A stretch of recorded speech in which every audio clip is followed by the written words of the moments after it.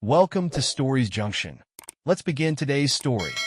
The evening was meant to sparkle with joy, a milestone to cherish. 12 years of marriage, a life woven together through storms and sunlit days. And Marcus had spared no effort to make it unforgettable.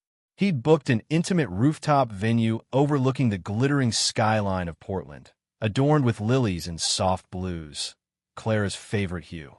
He'd even extended invitations to her prickly relatives, hoping to bridge old divides. Marcus never imagined that by the night's end, his heart would lie in pieces, his dignity unraveling before a hushed crowd. Clara arrived 40 minutes late, a calculated delay cloaked as elegance. Her name carried a quiet strength, but tonight she was a stranger to the woman Marcus had vowed to love. She wore a sleek emerald dress, daringly cut to turn heads, designed not for warmth but for impact. This wasn't the entrance of a partner, it was a declaration. Marcus stood near the glass doors with his sister, Lena, welcoming guests with a smile that felt increasingly forced. When Clara swept in, the air tightened. Conversations faltered. Her heels echoed on the polished floor, her gaze sweeping the room until it settled on Marcus, unreadable and cool. "You're radiant," he murmured, hesitating before offering an embrace. Clara's smile was sharp, her lipstick a deep plum. "It's a big night, isn't it?" Her words carried an edge that chilled him. Dinner unfolded with a clatter of silverware and strained pleasantries. Clara's father, Harold, a man carved from skepticism and starched collars, sat beside her, muttering asides like a strategist plotting moves. Her cousin, Tessa, was already on her third cocktail, her grin sharp with unspoken secrets.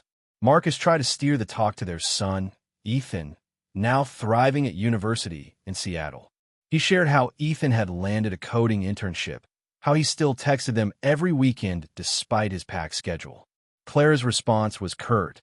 "He's managing." She returned to her grilled salmon, slicing it with precision. The room grew heavy, like a storm gathering unseen. Then Clara rose, her wine glass catching the chandelier's light. The chatter died instantly. "Thank you all for coming," she began, her voice steady. "This night was meant to mark 12 years of marriage, but I've realized something profound recently, something that changes everything." Marcus's breath caught. Clara's lips curved faintly. "I'm not seeking a divorce. Not now. But I need freedom. I want an open marriage." A fork clattered. Tessa's smirk widened. Harold gave a subtle nod, as if endorsing a bold play. Marcus felt the floor tilt beneath him. Clara continued, unfazed. "I've felt caged for years. Marcus is dependable, but emotionally, romantically, I've been starving." Marcus pushed back his chair, standing slowly. "You're saying this here? On our anniversary? In front of my family?" His voice trembled with disbelief. "I wanted it to be honest," Clara replied, unshaken. "No more hiding." "Hiding?" Marcus's tone sharpened. "What is this, Clara? A spectacle?" Harold cleared his throat. "Don't make a scene, Marcus. If you'd been attuned to her needs instead of your work, you'd have seen this coming." Tessa chimed in, her words slurred but pointed. "She's brave for this. Most women just endure." Marcus's chest tightened. He glanced at his mother, her face drained of color, and his father, who stared at his plate in silence. "You're asking to stay married while you explore?"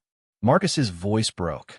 "I'm asking for respect," Clara said, her gaze unwavering. "I've already connected with someone." The words landed like a blade. Marcus didn't shout or plead. He inhaled deeply, straightened his tie, and said, "Then you're free, Clara. I'm done." He walked out, leaving a room frozen in shock. The Portland night was crisp, the city's lights blurring as Marcus drove aimlessly. He ended up in a quiet lot by the river, engine off, thoughts ablaze. Alone in his car, he replayed the past year. Clara's distance had been palpable. Late nights at book club, sudden fitness kicks, cryptic smiles at her phone. He'd chalked it up to a phase, maybe stress from her freelance design work. Now, every clue snapped into focus. She hadn't just drifted. She'd leapt into another's arms, then chose to parade his humiliation. By morning, Marcus hadn't slept. His jaw was stubbled, his shirt creased. He dialed his attorney, Rachel Voss, a razor-sharp woman who'd once won a case against a corporate giant over a handshake deal gone sour. "I want to file," Marcus said, his voice low. "Now, what happened?" Rachel asked, her tone all business. She announced she wants an open marriage at our anniversary dinner. Said she's already seeing someone. A pause. "I'm clearing my calendar," Rachel replied. Within days, Clara received the divorce papers. Marcus knew she'd be stunned, not by the split, but by his resolve. She'd expected him to bend, to swallow her terms and linger in her shadow. Instead, he chose to break free. The days after Marcus walked out of the rooftop dinner felt like moving through fog. Portland's gray drizzle matched his mood as he threw himself into routine. Work, gym, solitary coffee runs. Anything to keep the sting at bay. Clara didn't call or text, which was both a relief and a warning. Marcus knew her too well. Silence meant she was regrouping, not retreating. He braced for her next move, and it came faster than he expected. Not with tears or apologies, but with a calculated rewrite of their story. Clara took to social media with the finesse of a seasoned storyteller. Her posts were vague, yet piercing, draped in vulnerability. Sometimes love demands growth, not chains. She wrote under a photo of herself gazing at the Willamette River, her expression soft and wistful. Judging what you don't understand only deepens the hurt. Her followers, mostly acquaintances loyal to her charm or her curated brunches, flooded the comments with support. "You're so strong," they gushed. "He didn't deserve you." Marcus's phone buzzed one afternoon with a screenshot from his sister, Lena. It was Clara's latest post, a black and white image of her holding a coffee mug, captioned, "I gave my all, but silence isn't love. I was a ghost in my own marriage." Lena's message was blunt. "She's building a fan base. Watch her back." "She's spinning it," Rachel Voss, his attorney, said over lunch, scrolling through a printout of Clara's online activity. "Says you were distant, emotionally unavailable. There's a blog interview where she claims you two were roommates, not lovers for years." Marcus's jaw tightened. "She's rewriting 12 years to make me the villain." Rachel leaned forward, her eyes sharp. "She's laying groundwork. Public sympathy can sway perception, sometimes even judges. Give me something to counter this." Marcus nodded, but he wasn't ready to air their dirty laundry online. Instead, he moved quietly, methodically. He contacted their bank to separate their joint accounts, ensuring every step was legal. He dug through old emails, texts, credit card statements, anything that might map Clara's double life. What he found wasn't one betrayal, but a pattern. There was her photography mentor, a guy she'd met for portfolio reviews far too often. Then the marketing consultant for her never-launched Etsy shop, whose meetings stretched into late nights. And worst of all, a close family friend, Tom, married, who'd once crashed on their couch after a fight with his wife. Digital breadcrumbs confirmed what Marcus's gut had screamed. Clara hadn't just strayed, she'd built a network of secrets. He didn't confront her. Not yet. Instead, he crafted a single post on his private profile, locked to trusted friends and family. No venom, just truth. Sometimes love ends quietly. Sometimes it's a public performance meant to wound. "I'm choosing to walk away, not because I failed, but because I won't applaud betrayal." The response was immediate. Messages poured in, shock, support, outrage. "I was at that dinner," one coworker wrote. "What she did was cruel." Another friend added, "You're handling this with more grace than she deserves." Clara's countermove was swift. Her next post was a tear-streaked selfie. "I spoke my truth, and now I'm a monster." Funny how control looks like love until you ask for freedom. Her allies amplified the narrative. Marcus was rigid, cold, a man who'd neglected her soul. But cracks began to show. A mutual friend texted Marcus, her stories unraveling. "People are asking why she didn't just talk to you privately." Clara's responses grew defensive, her polish slipping. Then came the curveball. One rainy Thursday, Marcus found an envelope slipped under his apartment door. No stamp, no return address. Inside was a scrawled note, the handwriting unmistakably Clara's. "I'm not well. Something's wrong. Maybe an infection. Bills are piling up. I need help. Please. No signature, just desperation. Marcus read it twice, then tossed it into the recycling bin. He wasn't falling for it. The next morning, his phone lit up with Clara's number. He almost ignored it, but curiosity won. "I'm heading to the clinic today," she said without preamble, her voice thin. "My insurance is spotty. I've got something. I don't know if it's from him or before we split. I need you to cover some costs." Marcus went still, gripping the phone. "Let me get this straight. You humiliate me in front of everyone, paint me as some heartless husk, and now you want me to bankroll your mess." Her tone wavered. "It's bigger than that. I might be pregnant." His blood ran cold, not from fear, but from clarity. "Not possible," he said flatly. "After Ethan was born, I had a vasectomy." "You never knew." Silence stretched, then a faint gasp. "You're lying." "No, Clara," he said, his voice steel. "You've been lying to me, to everyone for years." He hung up, his pulse steady, but his mind racing. This wasn't over. Clara didn't fold easily. 2 days later, a text arrived, a blurry photo of a pregnancy test. The second line faint, but there. "This is real, Marcus. Deal with it." He stared at it, feeling not anger, but detachment. He forwarded it to Rachel, who replied instantly. "Cheap trick. We'll demand a DNA test if she pushes this in court." Clara didn't escalate immediately. Instead, she went quiet, too quiet. Then whispers reached Marcus through Ethan. "Mom's struggling," Ethan said during a tense phone call, his voice heavy. "She's telling people you abandoned her, that you knew she was sick and possibly pregnant and just cut her off." Marcus leaned back in his chair. "And what do you think?" Ethan hesitated. "I don't know. She says you two were together before she moved out, that the baby could be yours." "Were you?" "No," Marcus said, his tone even. "And even if we were, I'm sterile. Had the procedure when you were little. I knew we weren't growing our family. Just didn't admit it to myself." A long pause. "She's talking about lawyers," Ethan murmured. "Says she'll fight for support." "Let her try," Marcus replied. "I'm ready." But Clara's next move wasn't legal. It was personal. She showed up at his apartment unannounced, pale and fragile-looking, bundled in an oversized coat. Harold loomed behind her, his glare accusing. "You can't dodge this," Harold snapped before Marcus could speak. "She's ill. She's carrying a child, and you're still her husband." Marcus crossed his arms, unmoved. "A husband you shamed in front of 50 people. And now you want my wallet?" Clara's voice was faint. "I'm scared, Marcus. They're saying it's serious. An infection, maybe worse. And the pregnancy, it could be yours." "My vasectomy says otherwise," he shot back. "Prove it in court." Her eyes flashed, not with guilt but defiance. "You'll regret this," she whispered. Marcus shut the door, heart pounding. Clara wasn't done. He knew her too well. She'd come back swinging, and he'd be ready. The weeks following Clara's doorstep ambush were a strange limbo for Marcus. Portland's spring rains softened, giving way to tentative sunlight, but his world remained shadowed.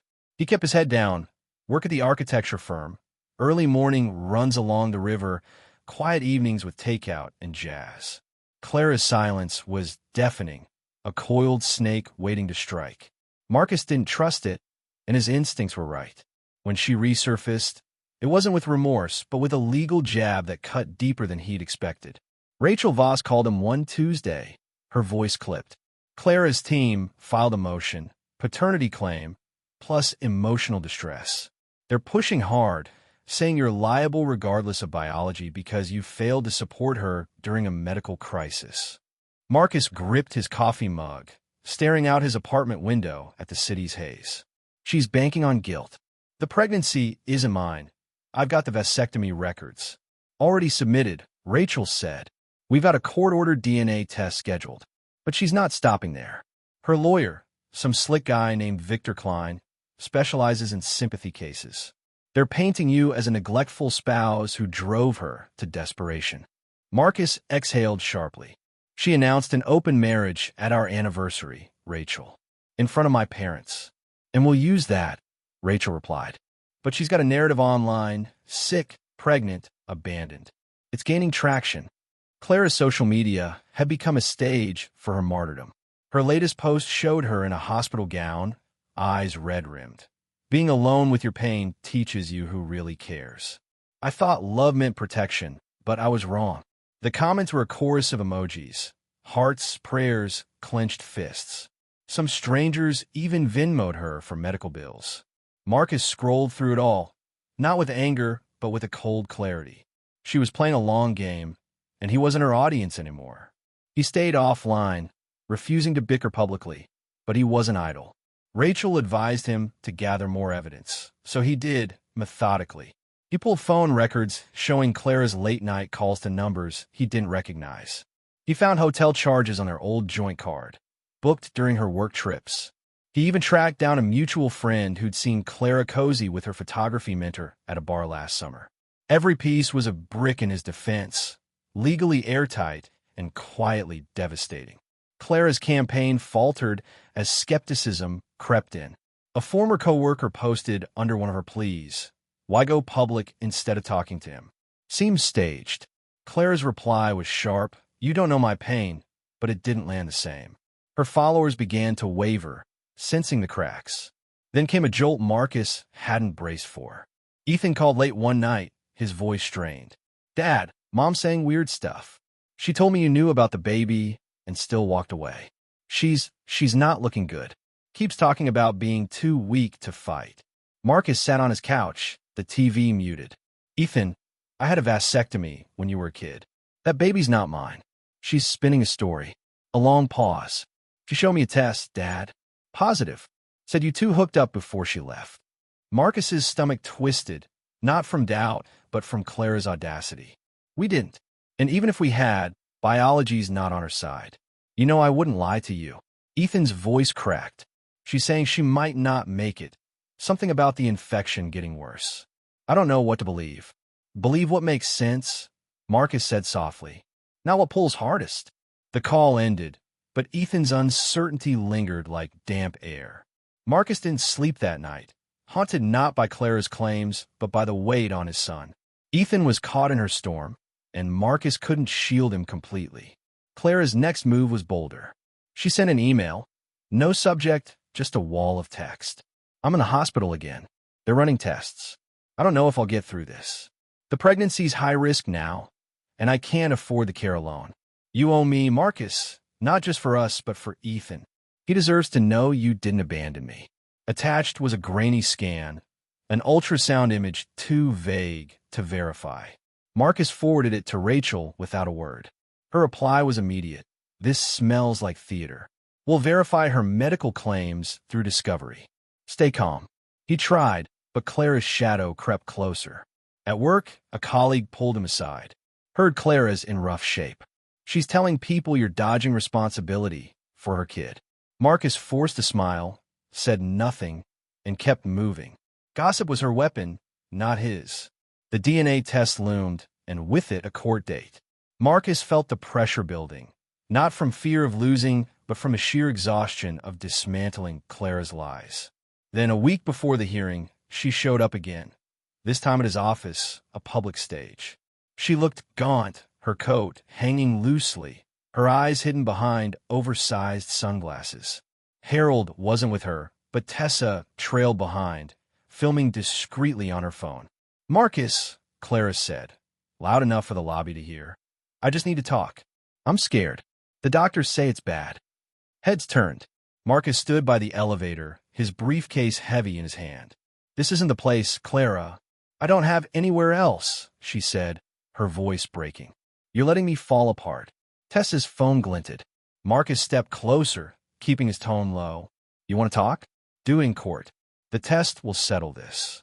Clara's lip trembled, but her eyes were dry. "You think this is a game?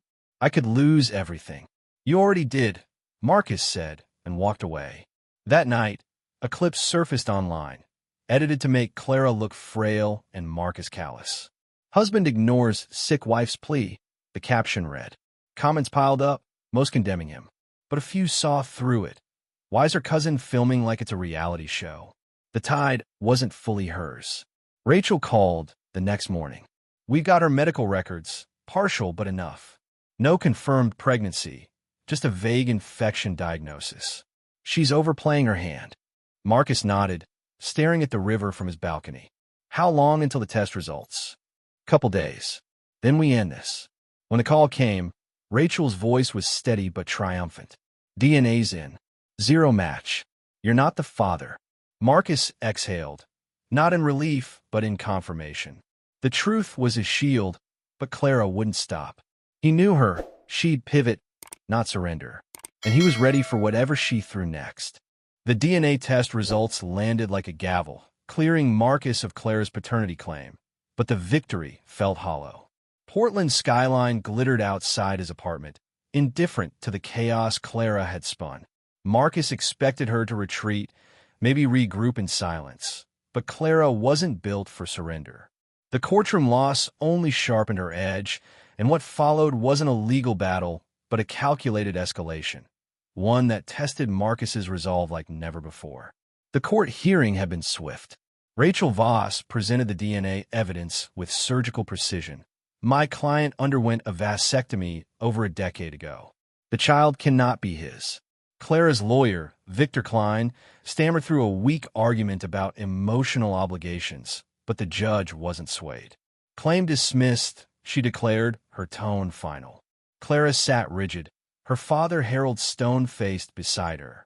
As Marcus left the courtroom, he caught her stare, not defeat, but defiance. It chilled him.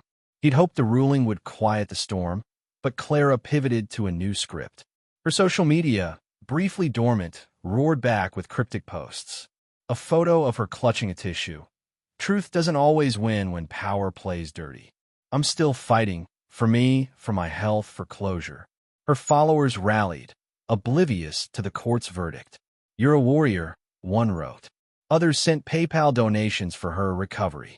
Marcus watched it unfold, not with fury, but with a weary certainty. She was rewriting reality again. Rachel warned him over coffee. She's filing a new motion, civil this time. Claims you caused emotional neglect that exacerbated her health issues. It's a long shot, but she's banking on sympathy. Marcus rubbed his temple. Her health issues are her own making. The records showed no pregnancy, just an infection she's milking. Exactly, Rachel said. We'll bury this with facts, texts, timelines, her own contradictions. But she's got Ethan in her orbit, and that's trickier. Ethan. The name hit Marcus like a bruise. His son had been distant since their last call, caught between loyalty and doubt. Clara was leaning hard into that gap. Ethan texted one evening, hesitant. Mom says you're trying to ruin her. She's crying all the time, says she might not get better. Marcus stared at the message, his thumb hovering over the reply. She's playing a role, Ethan. The court proved I'm not the father. You know I've never lied to you. Ethan didn't respond. Clara's next move was personal, not legal. She sent Marcus a video, emailed directly. No lawyers, no pretense. In it, she sat in what looked like a dimly lit bedroom, her face pale, hair limp. You think you've won, she said, her voice trembling. But I'm falling apart. My infection's worse, Marcus. The stress of this fight, it's killing me. If I don't make it, Ethan will know you let me go. The video cut off abruptly. No ultrasound this time, just raw emotion or a flawless performance. Marcus didn't reply. He forwarded it to Rachel, who was blunt. Emotional blackmail. Classic. We'll use it to show her pattern of manipulation. But the video lingered, not because Marcus believed her, but because it stirred a faint echo of their early years. Clara laughing at his bad cooking, Clara dancing with Ethan in their old living room. That woman was gone, replaced by someone who wielded pain like a blade. The whispers grew louder. At a work happy hour, a colleague murmured, heard Clara's in bad shape. Rough situation, man. Marcus shrugged it off, but the rumors were spreading. Clara, the tragic heroine. Marcus, the cold deserter. Even Lena, his sister, got a message from a friend. Is Marcus okay? Clara's saying he's dodging her hospital bills. Lena shut it down, but the narrative was sticking. Then Ethan showed up unannounced, his backpack slung over one shoulder, eyes tired. They sat at Marcus's kitchen table, rain tapping the windows. Mom's staying with Tessa now, Ethan said. She looks small, Dad. Keeps talking about losing everything. Marcus poured them both coffee. She lost the case because she lied, Ethan. The baby wasn't mine. She's using her health to keep you close. Ethan stared at his mug. She says you could have helped, even if it wasn't yours. That you chose to punish her. Marcus's chest tightened. I didn't punish her. I refused to fund her choices. Choices that started long before that dinner. She humiliated me, Ethan, in front of everyone we know. Ethan nodded slowly, but his silence screamed conflict. She's talking about a new lawyer. Says she'll sue for abandonment. Let her, Marcus said, his voice steady. I've got nothing to hide. The civil hearing came faster than expected. Clara's team leaned hard into her fragile state, Klein painting a vivid picture. A woman broken by a loveless marriage, now fighting illness alone. Clara took the stand, her voice soft but deliberate. He stopped seeing me years ago, she said, tears welling. I begged for help, and he turned his back. Rachel dismantled it calmly. She presented Clara's texts, flirty messages to her mentor dated before the split. She showed credit card receipts from girls' weekends that lined up with hotel stays. And the vasectomy record, a quiet bomb. My client couldn't have fathered a child, yet the petitioner built a campaign on that lie. The judge's face hardened as Clara's story unraveled. Case dismissed with prejudice. The judge ruled, her tone sharp. Frivolous claims waste this court's time. Clara didn't look at Marcus as she left. Her shoulders slumped, Harold trailing her like a defeated general. Outside, Marcus waited for her to speak, to hurl one last barb. Instead, she paused by the courthouse steps, her voice low. I was really sick, Marcus. I could have died. He met her gaze. But you didn't. I loved you once, she said, almost a whisper. You loved a version of me that paid the bills and stayed quiet, Marcus replied. He walked away, the weight of her words dissolving in the rain. Clara didn't follow. For a week, there were no posts, no calls. Marcus dared to hope she'd finally let go. Then Ethan called, his voice heavy. Mom's saying she lost the baby. She's different now. Quiet. Marcus sat on his couch, the city humming beyond his window. I'm sorry she's hurting, he said carefully. But her choices brought her there, not me. Ethan didn't argue, but his silence spoke volumes. Clara's story wasn't over, and Marcus knew the quiet wouldn't last. The courthouse dismissal should have been the end, but Marcus knew Clara too well to expect closure. Portland's summer crept in, warm and green, yet the air around him felt heavy, as if waiting for one last gust of chaos. Clara's silence stretched weeks, then months, an unnatural pause for someone who thrived on drama. Marcus didn't celebrate the legal wins. He rebuilt instead, piece by quiet piece, carving out a life untainted by her shadow.